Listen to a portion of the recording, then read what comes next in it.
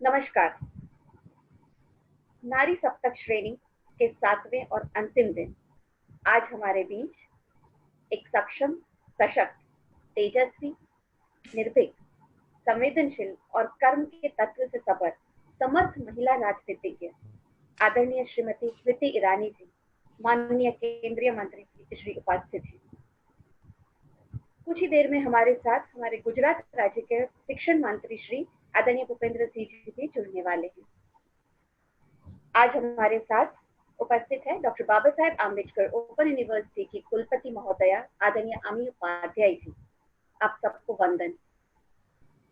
स्मृति जी, doctor Baba Saheb Ambedkar open university एक ऐसी university है जो समय और स्थान के बंधनों से मुक्त शिक्षा गुजरात राज्य में प्रदान करती है। We have more than 250 learner support centers with approximately 3 lakh students across Gujarat.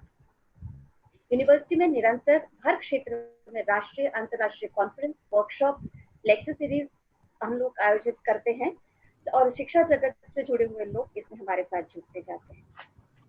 The university has taken concrete decisions like on-demand exams, flexibility in choice of languages in exams, choice-based credit system in its true spirit, adoption of open educational resource policy, lateral entry and exit with credit transfer.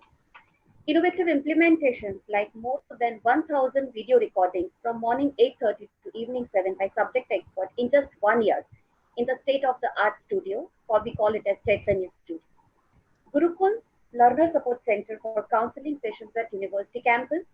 Atri Special Learner Support Centers for transgender, persons with HIV/AIDS, sex workers, persons with special needs, defense service people. Especially the university sponsors education for the jail inmates, Veer-Vadhu, that is wives and children of Indian Army martyrs.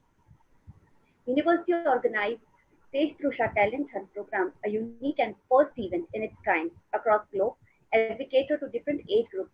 Madam, हमारे साथ 70 years के लोग भी participate करते हैं ये talent show program में. University promotes government and non-government awareness campaigns and celebrates of significant days as a part of cultural and national promotion adoption.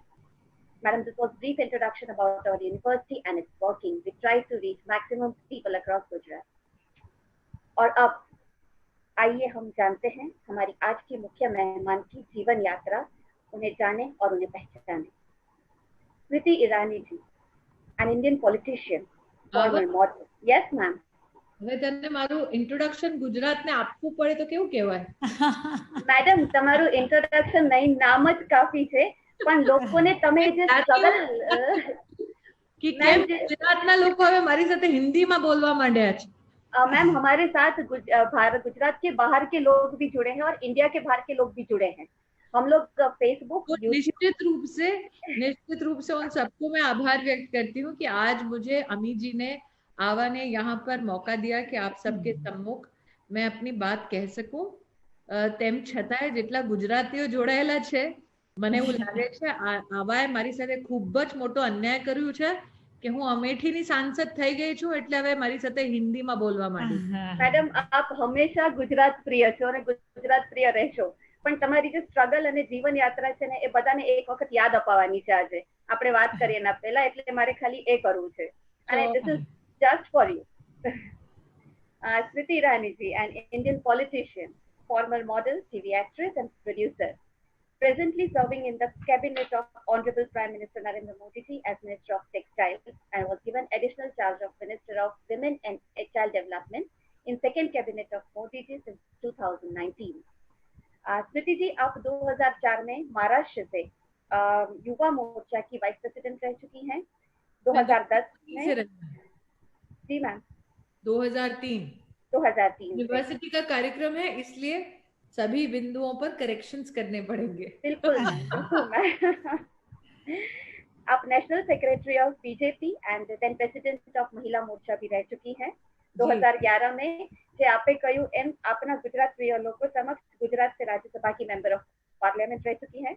2014 ministry of HRD, 2016 ministry of textiles and 2017 में additional charge of ministry of information broadcasting.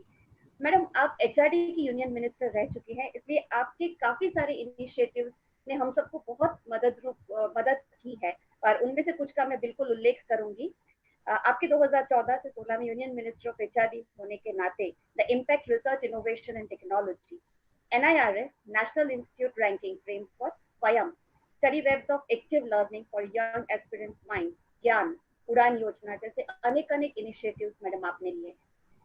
आपने कार्य अनुरूप union minister of textiles as well as information and broadcasting विभाग में भी काफी सारी विकासशील योजनाएं की।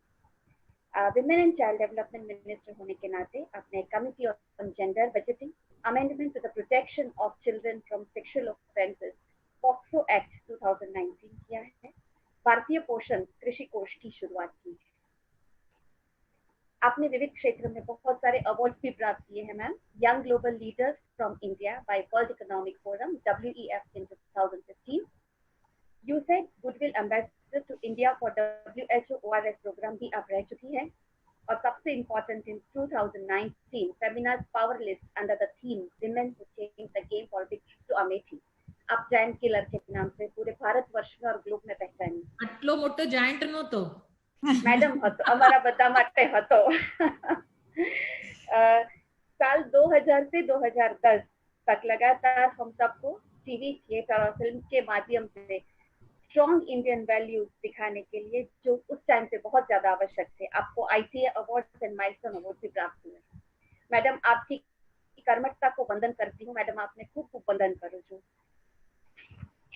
हमारे साथ हमारी अपनी आदरणीय प्रोफेसर अमी उपाध्याय जी, जो कि सेम ऊर्जास्वी, तेजस्वी, सक्षम नारी है और वाइस चांसलर महिला कुलपति जी हमारे साथ हैं। मैडम ये पूरी जो नारी सप्तक श्रेणी है इसकी प्रणेता भी है। मैडम आपको मैं विनंती करूंगी, आप आज हमारी मुख्य मेहमान का स्वागत और हमारी नारी सप्तक संकल्पना के प्रकाश को प्रकाशित करें। नमस्कार। It's a matter of great pleasure and privilege to have with us Honorable Union Cabinet Minister Smriti Irani ji. Smriti Irani ji का हृदयपूर्वक संपूर्ण परिवार की ओर से स्वागत है।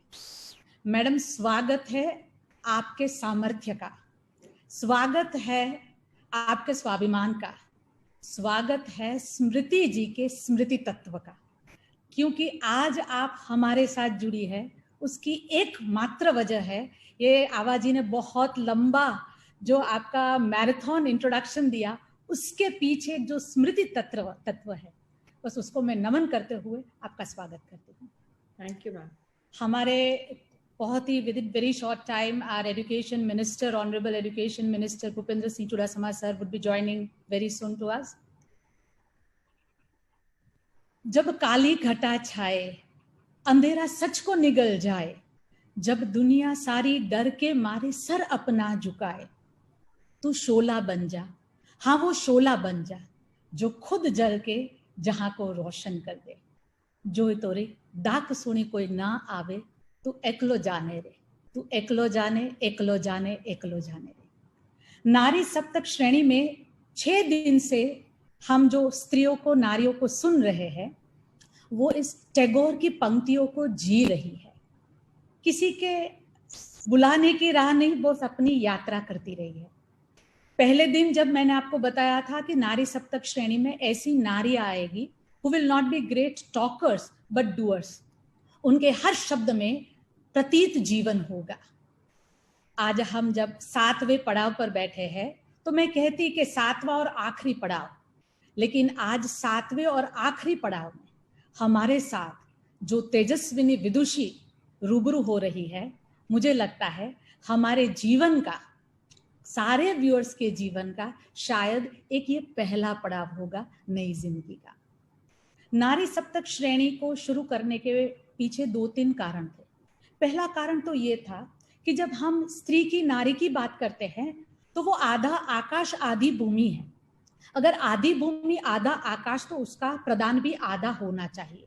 समाज के परिवर्तन के परिवाहक वो होनी चाहिए, राष्ट्र में प्रदान होना चाहिए। उसके लिए स्त्री को अपने में जो संभावनाएं है, जो सामर्थ्य है, उसका रियलाइजेशन होना चाहिए, वो पोटेंशियल का।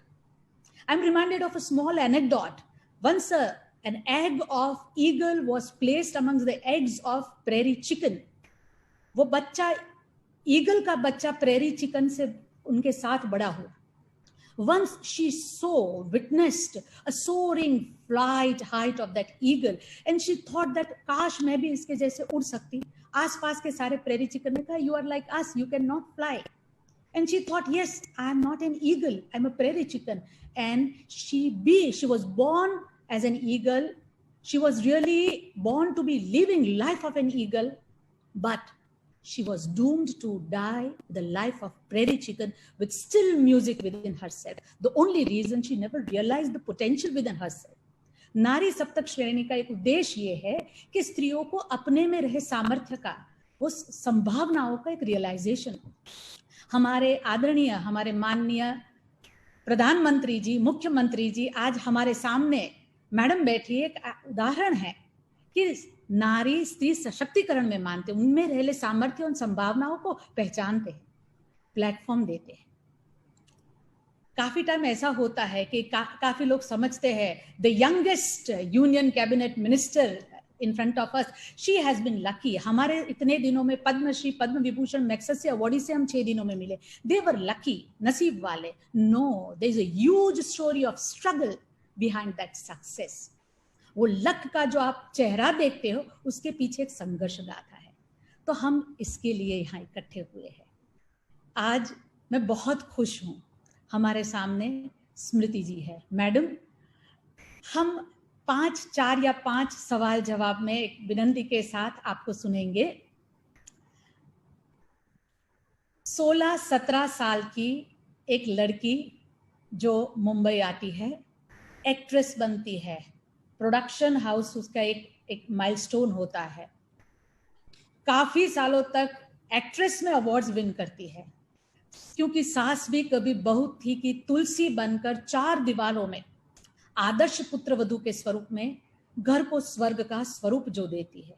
और वहां से जो यात्रा शुरू हुई, एक दिन में 30-40 सभाओं को संबोधन करने वाली, धूप गर्मी किसी की चिंता ना करने वाली, और जो इम्पॉसिबल लगता था ऐसे अमेठी को सर करने वाली स्मृति जी की यात्रा के बारे में हम कुछ जानना चाहेंगे. Madam please. जी, बहुत बहुत आभार. जितनी तारीफ आपने मेरी आज वेबिनार में 5 मिनट में की, उतने मेरे पति ने 20 साल में नहीं की. लेकिन ये कहना गलत होगा अमित जी, और मैं माफी चाहती हूँ कि मैं थोड़ा दो राय रखती हूँ इससे, कि हमें आधा आसमान आधी जमीन चाहिए. क्योंकि तब हम जब कहते हैं एक लड़की से कि तुम्हारा आधा आसमान है, तुम्हारी आधी जमीन है, तो जब तक उसके पास कुछ आता है वो आधे का आधा या 1/4 रह जाता है. मैंने जीवन में बोला कि पूरा आसमान मेरा, पूरा जहान मेरा. क्या बात. मुझे लगता है अगर बात की लड़कियों के साथ, बेटियों के साथ चर्चा की शुरुआत करनी है, तो कहीं ना कहीं उनको बताना पड़ेगा कि अगर लक्ष्य हो तो वो पूरा हो. आधे तक पहुंचने का लक्ष्य हमारा कभी नहीं होना चाहिए. आपने कहा कि बॉम्बे आई, तब बॉम्बे कहा जाता था उसको, उसके बाद एक्ट्रेस बन गई. एक्चुअली वहां पहुंचने के बाद नौकरी मिली थी. हिंदुस्तान में पहला जो मैकडॉनल्ड्स बना था बांद्रा में, वहां पर झाड़ू पोंछे. और मुझे लगता है कि वो शुरुआत हमें कभी नहीं भुलानी चाहिए. जीवन में कई लोग कहते हैं कि जब आप सफल होते हैं तो लोगों को आपके जीवन शैली के कुछ ऐसे अभिन्न अंग प्रस्तुत करने का मन होता है, अथवा लोग उसे प्रस्तुत करते हैं जो बहुत ग्लैमरस हो. बहुत कम लोग ऐसे होते हैं जो बड़े धड़ल्ले से कह लेते हैं कि जी मैंने झाड़ू पोछा भी मारा. मैं जब दिल्ली में थी तो मैंने समर जॉब भी की थी, सड़क पर कॉस्मेटिक्स बेचने की. और मुझे लगता है ये बातें पब्लिक स्फीयर में जब हम ज्यादा से ज्यादा बात करते हैं, उसका महत्व ये है कि हमें अपने बच्चों को डिग्निटी ऑफ लेबर सिखाने की बहुत जरूरत है. कोई भी काम छोटा नहीं है. मुझसे कई बार कुछ लोगों ने कहा कि भाई इतना मुंहफट होने की क्या जरूरत है. तो मैं हमेशा लोगों से कहती हूँ ज्यादा से ज्यादा क्या होगा, नौकरी चली जाएगी ना. मुझे आज भी झाड़ू पोंछा करना आता है. तो कहीं ना कहीं अगर एक महिला में हम स्वतंत्रता का आभास कराते हैं तो उसको डिग्निटी ऑफ लेबर के साथ भी हमें जोड़ना चाहिए. और सिर्फ महिला क्यों, पुरुष को भी. अगर हम चाहते हैं कि हम अपने बच्चों को उज्जवल भविष्य दें, तो उनसे कहें सफलता का पैमाना या मापदंड सैलरी चेक नहीं होता. जिंदगी क्या आप अपने दम पर जी रहे हो, वो सफल जिंदगी है. और अगर जिंदगी अपने दम में जी रहे हो तो हर पड़ाव पर हर निर्णय, उस निर्णय का परिणाम भुगतने की आप में क्षमता होनी चाहिए। क्योंकि कई बार हम लोगों को ये सिखा देते हैं कि निर्णय करो, लेकिन साथ ही उनको ये समझाना भी जरूरत है कि निर्णय का अगर कोई परिणाम होगा तो जरूरी नहीं है हमेशा परिणाम अच्छा हो, जरूरी नहीं है हर निर्णय आपका अच्छा हो। तो किसी भी निष्कर्ष पर पहुंचने से पहले एक बार एक व्यक्ति को इस बात का अध्ययन करना चाहिए कि उस निर्णय का किस किस पे प्रभाव होगा और कैसा कैसा प्रभाव होगा। उसके बाद अगर वो प्रभाव आपको रास आता है, चाहे वो आपके प्रोफेशनल लाइफ में हो या पर्सनल लाइफ में हो, तो आप आगे बढ़िए। क्योंकि निर्णय लेने के बाद सडनली आपको लगे कि इसका ये परिणाम हो सकता है, तो वो बेवकूफी वाला कदम होगा। तो कहीं ना कहीं निर्णय लेने से पहले परिणाम के बारे में सोच लीजिए। और सफल व्यक्ति वही जो परिणाम जानते हुए निर्णय को स्वीकार करता है। तो मेरे लिए सफलता का मापदंड ये नहीं है कि मैं बड़ी गाड़ी में घूमूं, बड़े पद पर रहूं, क्योंकि ये सारी चीजें और कोविड से बेहतर हमारे जीवन में और कौन सा क्षण था जो हमको बताए कि हमारी दरकार कितनी छोटी सी है। आज उस बड़ी गाड़ी का क्या फायदा जिसको आपने खरीदा होगा किसी के साथ कंपटीशन करके, और क्या किसी को उस कंपटीशन में आपको रोंदा था आपने? थोड़ा सा सोचिए, अगर रोंदा था तो क्या आपकी उस बड़ी गाड़ी का होना आज आपके जीवन को प्रभावित करता है, या जिस व्यक्ति को आपने अपने पैरों तले रौंदा वो गिल्ट आपको प्रभावित करता है? और कई लोग कहते हैं कि ये कहना तो बड़ा आसान है, करना बड़ा मुश्किल है। मैं उनसे हाथ जोड़कर कहती हूँ कि भाई मैं वो कर चुकी हूँ इसलिए कहती हूँ। हम अपने बच्चों को सिखाते हैं honesty is the best policy. मुझे पूरा जीवन मेरे माँ बाप ने ये सिखाया, मेरे बड़ों ने ये सिखाया। उन्होंने कहा अब तुम अपने बच्चों को यही सिखाती होगी। मैंने कहा उसमें थोड़ा सा मैंने विश्लेषण किया है। Honesty is the best and the most expensive policy. अगर आप बच्चों को ये सिखाते हैं तो उनको परिणाम पहले से बताते हैं। कई लोग ये कहते हैं कि परिणाम मुझे स्वीकार है। जैसे कितने लोग हैं जो कहते हैं कि अगर कोई देख नहीं रहा हो तो रात को रेड लाइट तोड़ दें, और कौन देखेगा, किसको पता चलेगा? और मैं हमेशा कहती हूँ तुमको तो पता है। तो परिणाम मात्र वो नहीं जो दूसरे जज कर सकें, परिणाम वो भी जो आपको अपनी ही नजर में जजमेंट के कटघरे में खड़ा कर दे। एक तो ये, दूसरा ये सारी जीवन शैली मुझे अक्सर अजीब लगता है। मैं कई मंचों पर ये बोल चुकी हूं कि ये सिर्फ महिलाओं को क्यों जानकारी और उन्हीं को क्यों सुधारना, उन्हीं को क्यों इंस्पायर करने की बात करते हैं। ऐसा सेशन पुरुषों के लिए कीजिए ना। सिर्फ महिलाओं ने क्या ठेका ले रखा है कि नहीं नहीं અમે जागृत થશો? જ્યાર સુધી पुरुषों जागृत ना થાય, जब तक पुरुष को भी जागृत ना किया जाए, उसको भी बदलाव का हिस्सा ना बनाया जाए, तो क्या वाकई में ये सशक्तिकरण है? आज कोविड में कितने पुरुष हैं जो बर्तन धो रहे हैं? कोविड जब नहीं था उन्हीं के घर की औरतें कहती थी अरे अरे ये लड़कियों वाला काम तुम क्यों कर रहे हो। आज कितने पुरुष हैं जो कपड़े धो सकते हैं, खाना पका सकते हैं। कोविड से पहले सोचिए कितने लोगों को बोला जाता था कि तुम्हारा काम नहीं है, छोड़ो छोड़ो मैं कर लूंगी। अब महिला को लगता था बेचारी कि कोई बात नहीं, बाकी सब घर में थके हैं, लेकिन वो जो इंडिकेशन दे रही थी वो इंडिकेशन ये था कि ये काम झाड़ू पोछा बर्तन एक जेंडर के सुपुर्द है। और आज जिन पुरुषों ने ये अपने अपने घरों में किया है उनको ये एहसास हुआ है कि ये काम सिर्फ घर की औरत का नहीं है, हम मिलजुल कर हाथ बटाकर घर चलाएं, यही हमारा संस्कार रहा है। आज परिवार भी बड़ा घर हो, छोटा घर हो या एक कमरे का मकान हो, कैसे जुड़े हैं साथ? क्योंकि वो समझते हैं कि एक व्यक्ति की सबसे बड़ी तपस्या, सबसे कठिन परीक्षा उन हालातों में है जब परिवार छोड़कर उनके पास अपना दिन बिताने के लिए और कोई नहीं है। कितना नेटफ्लिक्स देख लेंगे हम लोग, कितने वेबिनार्स कर लेंगे हम लोग, कितना गाना सुन लेंगे हम लोग, और हम में से कितने हैं जो अब ये सब छोड़कर कोई किताब पढ़ रहे हैं, और वो किताब नहीं जो सिलेबस का हिस्सा है, वो किताब जो हमको कभी भाती नहीं है। फॉर इंस्टेंस, मैं एक किताब पढ़ रही हूं जो एक कांग्रेस के नेता ने लिखी है, कांग्रेस के शासन के बारे में लिखी है।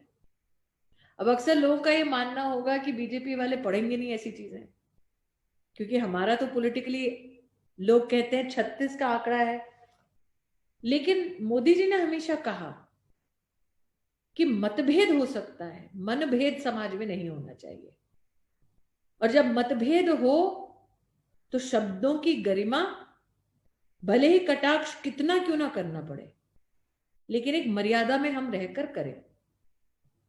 क्या किसी राजनेता को ये बोलने की जरूरत है? नहीं है, लेकिन फर्क यह है कि अगर नेता राष्ट्र और समाज निर्माण में अपने आप को ढाल देता है तो ऐसी बातें निकलती हैं। तो इसीलिए मुझे लगता है कि एक तरफ नेटफ्लिक्स होगा, अमेजॉन प्राइम होगा, हॉटस्टार होगा, भगवान जाने और कितनी चीजें ऐसी निकली हैं, यूट्यूब होगा, टिकटॉक होगा, व्हाट्सएप होगा। कुछ वक्त निकालें हम लोग, अपने बच्चों से बात करें, अपने बड़ों से बात करें, अपने उन दोस्तों से बात करें जो घर पर नहीं है हमारे साथ, लेकिन एक फोन कॉल, पुराने मित्र, पुराने जो काम के समय हमारे साथ थे, उनको फोन करें और पूछे ठीक हो। स्पेशली वो लोग जो एक्सपेक्ट नहीं करते, लेकिन साथ ही वो लोग जिनको हमने चोट पहुंचाई कभी, क्या उनको फोन करके कह सकते हैं कि भाई आज से 10 साल पहले मैं कुछ ज्यादा ही बड़बोली थी, कहीं ना कहीं आपको चोट पहुंची होगी?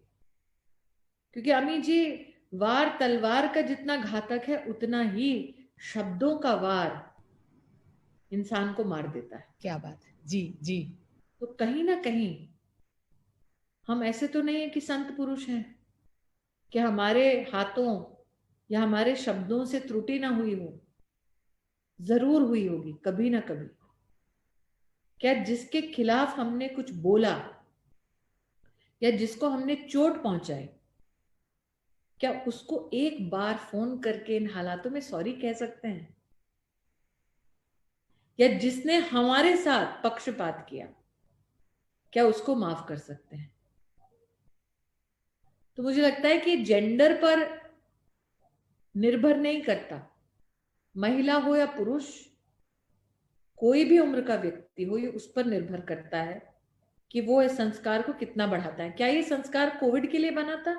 नहीं, हमारे बड़े बुजुर्ग वर्षों से कहते आए हैं। क्या हम जो लोग सोचते हैं कि पुरानी बातें याद ना करो भाई, नया जमाना है इंटरनेट का, अगर वो भी फिलॉसफी पढ़े, फिलॉसफी भी ना पढ़े, अगर सिर्फ एकांत में 5 मिनट बैठे, तो कहीं ना कहीं मन में ये बात उठेगी। और जिस दिन आप ये सब करने लगेंगे तो एक अलग प्रकार का संतोष मिलेगा। किताबें हम मात्र उसके लिए ना पढ़ें जिसकी वजह से मार्कशीट बड़ी चमचमाए, उसके लिए भी पढ़ें ताकि आत्मा तृप्त हो।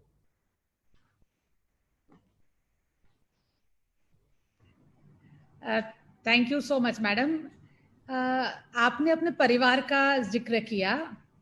The life busy like be, that political life, and with that as a wonderful mother and wife, how do you balance life, madam?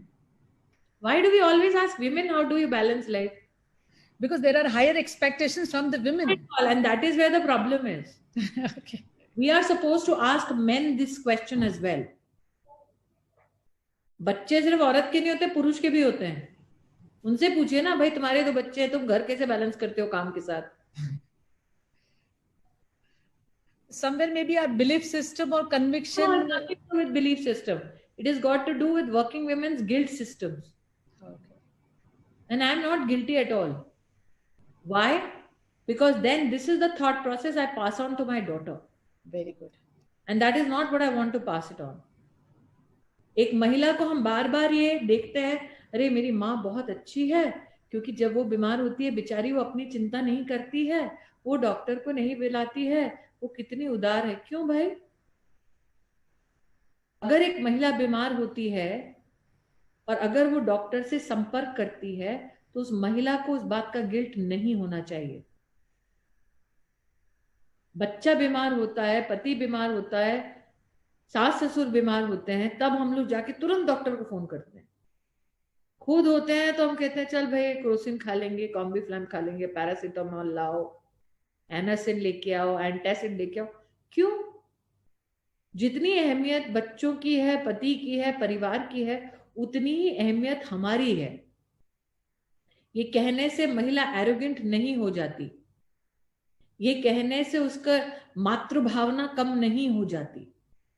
ये हमें हमारी बहनों को समझाना होगा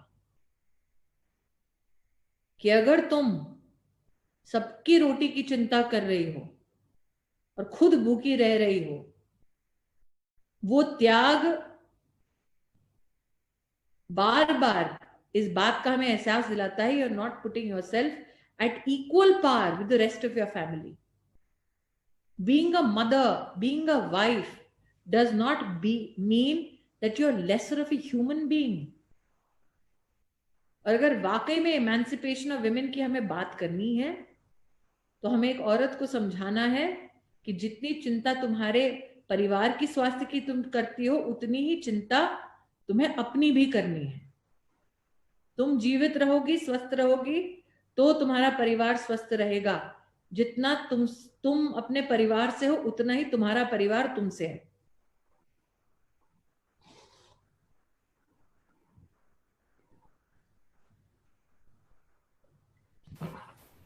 Madam? Yes. There was some problem, technical problem. Yeah. Madam, many women like me look at you, innumerable women like me look at you as a role model. You should not. When I tell you why, I have said this on many forums. Do you know what is a role model?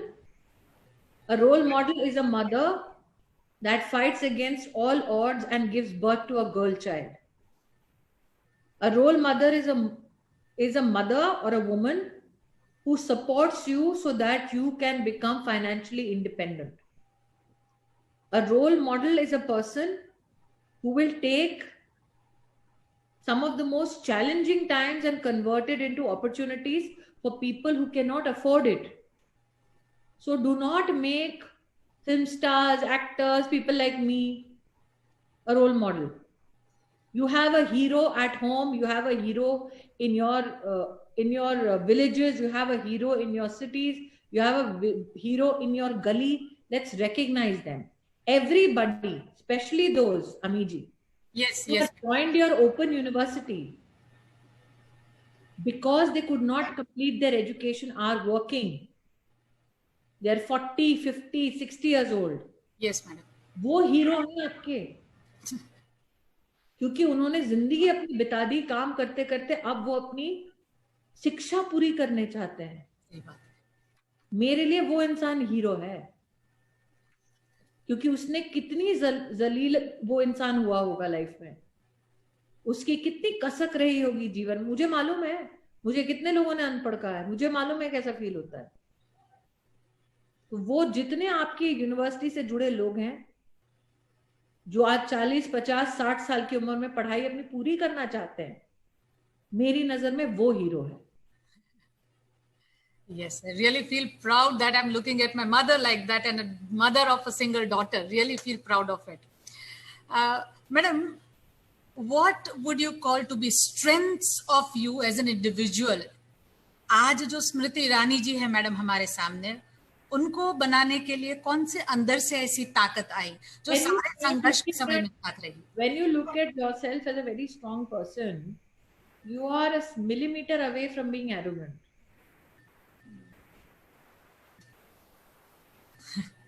So I think that life throws its challenges every day.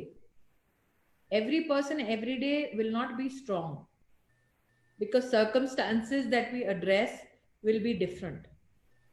हर दिन strength का नहीं होता, हर दिन जीत का नहीं होता. बहुत दिन हार के भी होते हैं, निराशा के भी होते हैं. मुझे लगता है आपका कैरेक्टर तब डिफाइन होता है जब आप निराशा के दौर में आशा की एक किरण को पकड़कर बैठते हैं. मुझे लगता है आपकी क्षमता का सबसे बेहतर एहसास तब होता है जब आप हार जाते हैं और फिर कैसे जीत की ओर बढ़ते हैं वो आपकी क्षमता को निर्धारित करता है.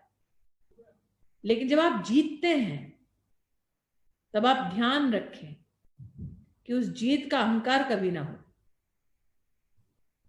क्योंकि जीत टेम्पररी होती है लेकिन हार भी परमानेंट नहीं होती.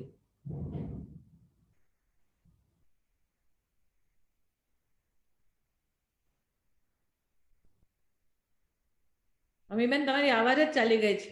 सॉरी. आवाजी, हम कुछ ऑडियंस से क्वेश्चन ले, उनसे पहले मैडम को रिक्वेस्ट करेंगे कि आज whosoever viewers are there through lot many platforms associated with us, madam आपका कोई एक संदेश उनके लिए, कुछ आप उनको. कोई संदेश नहीं अमी जी, मैंने आपको 2 मिनट पहले बोला कि मुझे रोल मॉडल मत बोलिए. अगर किसी को कोई संदेश सुनना है तो प्रधानमंत्री जी का संदेश सुनिए जिन्होंने आह्वान किया है आत्मनिर्भर भारत का. और मैं फिर रिपीट करती हूँ, जितने लोग नौकरियां करने के साथ साथ काम कर रहे हैं आत्मनिर्भर भारत की कहानी वही लिखेंगे. तो मेरा तो आपसे आग्रह है कि आपकी यूनिवर्सिटी सिस्टम में आत्मनिर्भर भारत बनाने की जिन जिन लोगों की क्षमता है, छोटा सा छोटा योगदान हो या कोई आइडिया है, उसको आप अपने माध्यम से कंपाइल कीजिए. आप गुजरात में हैं, गुजरात के लिए कुछ आइडियाज होंगे, देश के अलग भागों में जहां पे आपके छात्र हैं उसके लिए आइडियाज होंगे, इसको कंपाइल कीजिए. और मेरा आपसे आग्रह है अमी जी, जब मैं एचआरडी मिनिस्टर थी तो मैंने एक उन्नत भारत अभियान की शुरुआत की थी. जी. पता नहीं वो अभी चल रहा है शायद. जी. उन्नत भारत अभियान से आत्मनिर्भर भारत को जोड़िए. और अगर आत्मनिर्भर भारत अथवा आत्मनिर्भर गुजरात अथवा आत्मनिर्भर जिस भी शहर जिस भी कस्बे से आपके स्टूडेंट्स आते हैं जी, अगर वो उस आइडिया को फलीभूत करके दिखाते हैं, अपनी लोकेलिटी में प्रूफ ऑफ कॉन्सेप्ट देते हैं, तो मेरा वाइस चांसलर होने के नाते आपसे आग्रह है कि आप उनको क्रेडिट्स दीजिए फाइनल रिजल्ट्स में. अगर आप ये करती हैं तो प्रधानमंत्री जी का क्लैरियन कॉल फलीभूत होगा आपकी यूनिवर्सिटी सिस्टम के माध्यम से. जरूर करेंगे. Behalf of the whole university I promise we will do it. Thank you ma'am. आवाजी, कुछ क्वेश्चंस हम ले लेते हैं ऑडियंस से. हाँ जी मैम.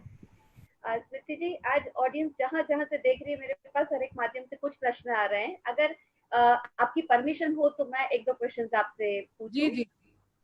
हाँ મેમ, એક પ્રશ્ન એવો આવ્યો છે કે સ્ત્રીઓમાં શક્તિ અને સંવેદના બંનેનું સમન્વય હોય છે. आज के परिप्रेक्ष्य में क्या नारियों में ये शक्ति संवेदना का जतन करना आवश्यक है? संवेदना सिर्फ नारी का आभूषण क्यों हो? यस.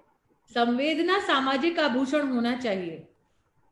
संवेदना जेंडर से नहीं, उम्र से नहीं, वर्ग से नहीं जुड़ना चाहिए.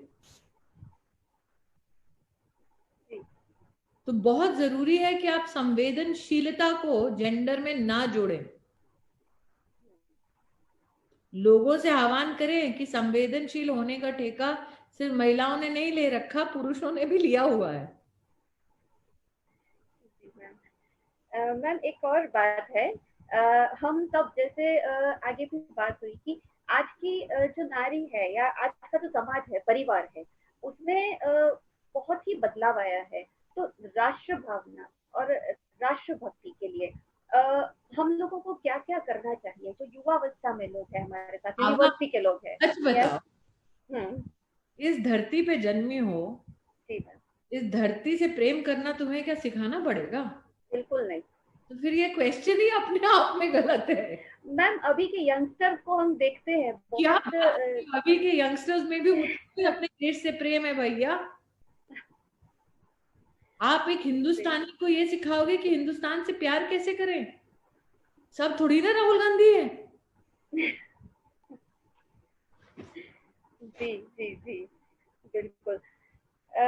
मैम एक और प्रश्न आया है हमारे सामने कि राजनीति और राजनीतिज्ञ, हमने आपको कहा कि आप सब राजकारणी एक जैसे नहीं होते, तो राजनीतिज्ञ, अच्छा राजनीतिज्ञ किसे कहना चाहिए, कैसे लक्षण होते हैं उसके? संवेदनशील। यस देखिए, आपने जो मेरा इंट्रोडक्शन दिया हुआ, जी मैम। आपको आपके इंट्रोडक्शन में कुछ छंद मेरे जीवन के थे, जिसकी अगर आप प्लेसमेंट करें मेरे जीवन की एक्चुअल जर्नी के साथ, जी मैम। मैं साल 2000 और 2001 के बीच में यूएसएड एम्बेसडर थी भारत की WHO के लिए। इसका मतलब जब मैं एड का काम कर रही थी एक ऑर्गेनाइजेशन के साथ, तब मैं राजनीति का हिस्सा नहीं थी, क्योंकि एड का काम करते वक्त मेरा ये निर्णय स्पष्ट था कि मैं जब एड का काम करूंगी तो उसमें कोई भी राजनीतिक, मेरी अपनी आइडियोलॉजी अथवा राजनीतिक दल का कोई हस्तक्षेप नहीं होगा। उस पूरे मेरे टेन्योर के पूरे होने के बाद ही मैं भारतीय जनता पार्टी में 2003 में आई। मैंने 2 से 3 साल जमीन पे राष्ट्र भर में बच्चों के स्वास्थ्य और डायरिया के संदर्भ में काम किया। अब एक बार जब वो काम किया तो इस बात का एहसास हुआ कि हम लोग स्ट्रक्चरली अगर रिफॉर्म लाना चाहते हैं तो हमको इलेक्शन का हिस्सा बन के पॉलिसी का हिस्सा बनना पड़ेगा। अब जब पॉलिसी का हिस्सा बनना पड़ेगा तो कैसे पॉलिसी में आप हस्तक्षेप करोगे जब तक आपको जमीनी हकीकत ना पता हो। इसीलिए मैं बहुत आभारी हूं कि मेरे संगठन ने मुझे 2003 में युवा मोर्चा, तत्पश्चात महाराष्ट्र में मैं रही सेक्रेटरी के एक सचिव के नाते, महाराष्ट्र का चप्पा चप्पा, गुजरात का चप्पा चप्पा, राजस्थान, गुजरात, महाराष्ट्र, छत्तीसगढ़, झारखंड, उत्तर प्रदेश, उत्तराखंड, दिल्ली, हिमाचल प्रदेश, इन सभी राज्यों की एक एक असेंबली सीट पर मैं जा चुकी हूँ। तो एक बार आपके पास ये अनुभव आता है विविध प्रांतों का, पश्चिम बंगाल में भी मेरा एक अनुभव रहा है। फिर मुझे मौका मिला महिला मोर्चा में जाने का। महिला मोर्चा में राष्ट्रीय जिम्मेदारी मिलने के बाद हमारा काम फैला अंडमान निकोबार तक। अब ये अनुभव जो संगठन के माध्यम से प्राप्त होते हैं वो आपको परिपक्व करते हैं, ताकि जिस दिन आपको कोई जिम्मेदारी मिले कम से कम उसमें आपके पास एक देश का पूरा अनुभव रहा। और जब आप कोई भी निर्णय लेने में खड़े होते हैं अथवा बोलने के लिए खड़े होते हैं तो आपको अंडमान निकोबार, लक्षद्वीप से लेकर अरुणाचल में जीरो नाम की एक जगह है जहां एक बार मैं फंस गई थी, और मैंने कहा कोई बात नहीं, अगर मेरा विमान नहीं उड़ सकता तो हमने पूरी रात पूरे उस गांव के साथ बिताई थी, लोगों के लिए खाना वाना पकाया था अगली सुबह, और फिर मेरा विमान आ पाया था और मैं वहां से निकल पाई थी। ये जो अनुभव है कच्छ से लेके अरुणाचल में जीरो तक, वो अपने आप में आपकी राजनीति का धीरे धीरे हिस्सा बनता है। राजनीति वैसी नहीं है जिसमें आपने एक बेकिंग डिश में डाल दिया ओवन में कुछ और 30 मिनट में बाहर आ गया। राजनीति का सरोकार लोगों के जीवन से है, और हमारे देश में जितनी डाइवर्सिटी है उस डाइवर्सिटी के चलते मुझे लगता है मेरे संगठन का जो अनुभव है वो अनुभव मेरे बहुत काम आया। वोरा गीताबेन तुलसीभाई एक पूछू छे મને મેમ સર્ટિફિકેટ મિલેગા? એ તમારે અમ્મીબેન ને પૂછવું પડશે ભાઈ, મારે તો બધા સર્ટિફિકેટ બરાબર છે અને કોંગ્રેસે બધું તપાસી લીધું છે.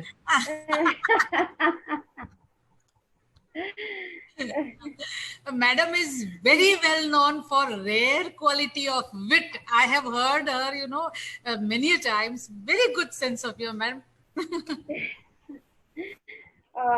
मैडम एक और प्रश्न है। अभी जैसे रिजर्वेशंस की बात होती है, विमेन रिजर्वेशंस, हमने काफी सारे हमारी सरकार ने, लोकशाही देश है हम बोलते हैं, तो बंधारणीय कायदे भी बनाए। कश्मीर नॉर्थ ईस्ट आर्टिकल 370 की बात भी की हम लोगों ने, 3 तलाक नाबूद करने की बात की। तो इसमें भी कई बार ऐसा हुआ कि इस बात का विरोध हुआ, जो कि हमारे लिए ही अच्छी बात थी। इस परिस्थिति को कैसे इवैल्यूएट किया जाए? ये हमारे संगठन ने पहली बार 33% आरक्षण संगठन के अंदर कर दिखाया जी। इसका मतलब जो हम मांग एक राजनीतिक ढंग से कर रहे थे उसको पहले हमने स्वयं बदला। एक तरफ बदलाव तब हुआ जब एक पुरुष मेरे संगठन का अध्यक्ष था, लेकिन जिस राजनीतिक तंत्र से मैं लड़कर एक सांसद बनी हूं अमेठी में, उस राजनीतिक तंत्र ने महिला नेता के होने के बावजूद भी वो बदलाव नहीं किया। इसलिए दो चीजें जरूरी हैं। एक, हमारा जब जेंडर इक्वालिटी इंडेक्स पे इंटरनेशनली डिस्कशन होता है बहुत लोग व्याकुल हो जाते हैं, और मैं अक्सर ये कहती हूँ, मैंने मंत्री के नाते हमारे विभाग ने ईमेल के माध्यम से जानकारी भी पाई है कि जेंडर इक्वालिटी इंडेक्स में पुराना डेटा यूज करके हिंदुस्तान की छवि को और उनकी रैंकिंग को कई बार अप डाउन किया जाता है। उन्होंने लिखित में स्वीकार किया है कि अगले साल हम लोग करंट डेटा यूज करेंगे, लेकिन जब अंतरराष्ट्रीय स्तर पर इस प्रकार की तुलना होती है हिंदुस्तान की, लोग कई बार हिंदुस्तान में जो ग्रामीण अंचल में महिला राजनीति का हिस्सा है उसकी गिनती नहीं करते। नरेंद्र भाई जब गुजरात के मुख्यमंत्री थे तो उन्होंने समरस गांव की शुरुआत की थी। उन्होंने विशेष महिला को एक राजनीतिक सम्मान उसके गांव में मिले, उसकी रचना प्रशासनिक ढांचे में की थी। कितने साल हो गए उसको? उसकी हम परिचर्चा कितना इंटरनेशनली लेके जा सकते हैं?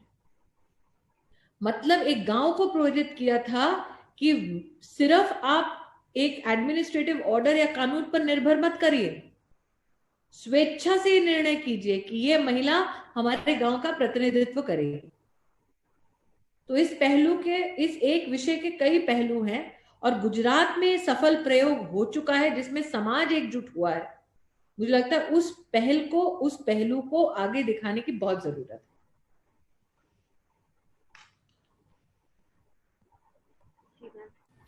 अमी मैम, मैडम ऐसा कहा जाता है कि एक वृक्ष, जो भी कहा जाता है वो लास्ट में कह सकती हैं क्योंकि अब मुझे भागना है। जी जी जी जी। एक लास्ट क्वेश्चन फिर हम समाप्त करेंगे कि स्त्री या पुरुष किसी भी व्यक्ति के वैचारिक विश्व को जब उसकी क्षितिज बढ़ानी हो तो डे टू डे लाइफ में क्या छोटी छोटी चीजें कर सकते हैं वो बियॉन्ड जा सके? रिपीट कीजिए अमी मैम। वेदर मेल और फीमेल, जब हम वैचारिक विश्व को बढ़ाने की बात करते हैं तब क्या ऐसी चीजें करनी चाहिए कि यहां से हमारी क्षितिजें बड़ी हो? आपको मैंने क्वेश्चन रिपीट करने के लिए क्यों कहा अमी बहन? पूरी श्रृंखला में एक ही प्रश्न ऐसा है जो मैंने आपको रिपीट करने के लिए कहा, और वो इसलिए कहा कि मैं बीजा बधानी खूब જ चिंता કરીએ છીએ, આખા વિશ્વમાં શું ચાલી રહ્યું છે એની ઉપર આપણે બહુ બધી વાતો કરશું, પણ હું I'll again take you back to the beginning of my observation. Can we prescribe one formula for irrespective of any gender for individuals to grow? Everybody has a distinct feature or a distinct mind space, which means that as people we don't have a one size fits all.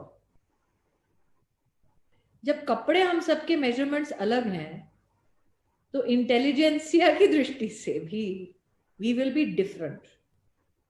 What we need to inculcate is a desire and an appropriate availability of material as per your desire to read, to know more.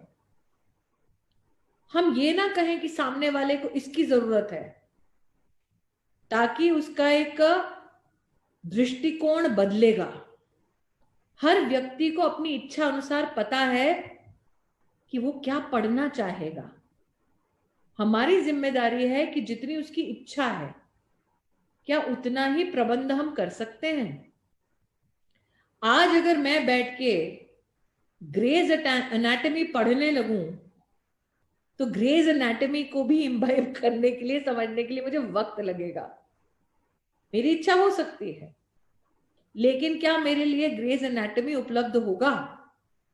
और अगर उपलब्ध होगा भी तो मेरे doubts clear करने के लिए क्या कोई व्यक्ति उपलब्ध होगा? और एक बार अगर मैंने ग्रेज एनाटॉमी पढ़ ली जिसका मेरे मार्कशीट से कोई सरोकार नहीं, और उस व्यक्ति ने मुझे समझा दिया, तो उसके आगे इच्छा जागृत तो बहुत होगी, लेकिन कंटिन्यूम में क्या पढ़ना चाहिए, क्या वो मार्गदर्शन देने के लिए कोई होगा? फॉर इंस्टेंस, एन रैंड की एक किताब है, दुनिया जहान के लोग बोलते हैं कि एन रैंड की वो किताब फाउंटेन हेड बहुत अच्छी है।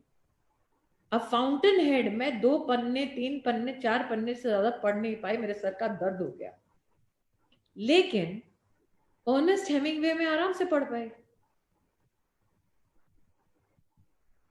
अब कहीं ना कहीं बाहर अगर बोलूं कि मैंने अर्नेस्ट हेमिंग्वे पढ़ा है, लोग कहें शो बात करो चुप मैंने, तो इसीलिए कहती हूँ कि हमको जरूरी है ये सुनिश्चित करना कि जिसकी जितनी जिज्ञासा है उतना पर्याप्त उसको साधन हम पहुंचा पा रहे हैं, और अगर वो गाइड करेगा तो वो गाइड कैसा है, और हर चीज मार्कशीट से ना जोड़े, हर चीज उपलब्धि से ना जोड़े, हर चीज कंपेटिटिव से ना जोड़े।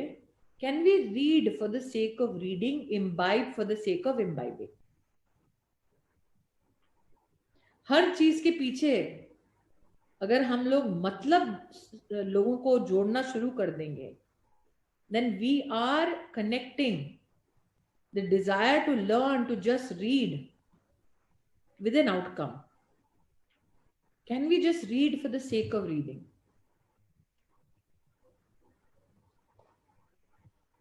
Thank you very much ma'am. Ma'am आपकी परमिशन से हम बस 2 मिनिट लेके कार्यक्रम को અંત करते हैं। આદરણીય ભૂપેન્દ્રસિંહ જી આપણી સાથે જોડાવાના હતા, પણ અનિવાર્ય કારણોસર તેઓનો જસ્ટ હમણાં અમને મેસેજ મળ્યો છે કે તેઓ આવી શક્યા નથી, પણ શુભાશીષ એમને ચોક્કસથી પાઠવ્યા છે। ભૂપેન્દ્રભાઈ નેક્સ્ટ આવશે આવા એમને કહેજો મારી લાપસી પેન્ડિંગ છે। ચોક્કસ કહેશું મેડમ, ચોક્કસ।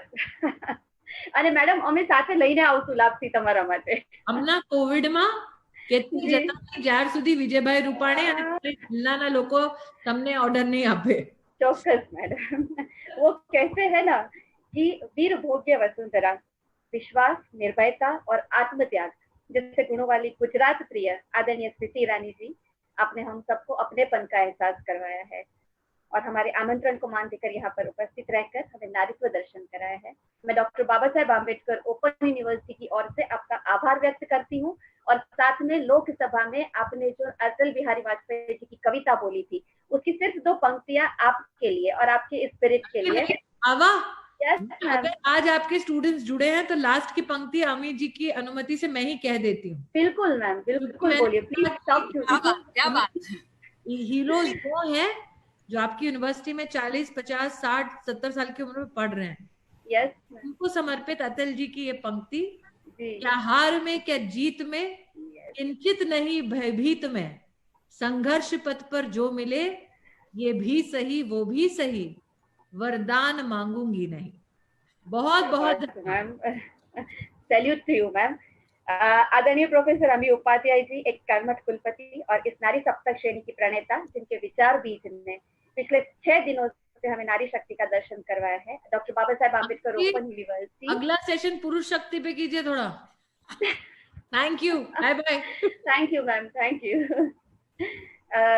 मैं आदरणीय अमी उपाध्याय जी का भी तहे दिल से आभार व्यक्त करती हूँ। सारे पार्टिसिपेंट, सारे वाइस चांसलरगण, मेंबर ऑफ द यूनिवर्सिटी और 7 दिन के एक्सपर्ट्स और 7 दिन हमारे साथ जो पार्टिसिपेंट जुड़े हैं, मैं उन सबका आभार व्यक्त करती हूँ। आज doctor Baba Saheb Ambedkar open university की एक स्ट्रॉन्ग लीडर का जो एक बीज था, बीज स्वरूप हमारे सामने था, नारी सप्तक श्रेणी का आखिरी दिन था। उस आखिरी दिन में भी अब आज मैं ये नहीं कह पाऊंगी कि कल हम फिर मिलेंगे, लेकिन मैं वादा करती हूँ आदरणीय प्रोफेसर अमी उपाध्याय जी की ओर से कि हम बहुत जल्द ऐसी अलग एक श्रृंखला के साथ जरूर मिलेंगे आप सबसे। आप सबसे विदाई लेते हैं। विदा करें उससे पहले जी, वुमेन डेवलपमेंट सेल की अध्यक्षा के स्वरूप में आपने पूरी नारी सप्तक श्रेणी को जो स्वरूप दिया as a moderator, behalf of the whole university family, I really congratulate you and I thank you also. Wonderful spirit. Thank you very much ma'am. आप सबको फिर से बस जाने से पहले डॉक्टर बाबा साहेब आम्बेडकर आपकी सेवा के लिए तत्पर हाजिर है। प्रवेश भी चालू है और परीक्षा भी चालू, परीक्षा फॉर्म भी चालू है। आप हमारी वेबसाइट विजिट करिए www.vaou.edu.in। इस बात के साथ मैं विदा लेती हूँ। वंदे भारत मातरम। Thank you.